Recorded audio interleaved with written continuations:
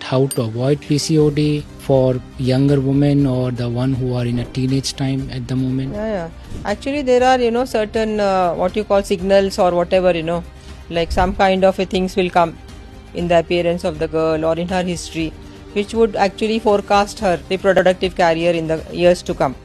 So, if any girl is there who has reached menarche late, I'll start from that age only. So they should, whenever they see irregular period Cycles, and other thing, yeah. time they should go. Yeah, and they should go. Go to and the mother should bring them. gynecologist. If they do not achieve menarche by 15 years of age.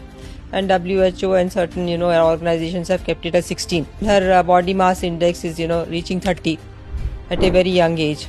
And I told you about her physical features also. Her hair on the face, like obesity, and having some dark areas on the neck of this thing. Hair loss is there. And she becomes very dull, and everybody says she's not getting her periods regularly. So first complaint, the mother brings her, if she's good, and she realizes this may later on lead to infertility and things like that. So then we start doing the treatment in an unmarried girl also. So it should be treatable, right? If it treatable. It is treatable, no? It is treatable like lifestyle changes. Yeah, so 30% of the cases can be reduced to much lower if it is much treated lower, early. Yeah. So then I was wondering why this PCOD incidence is so much rising.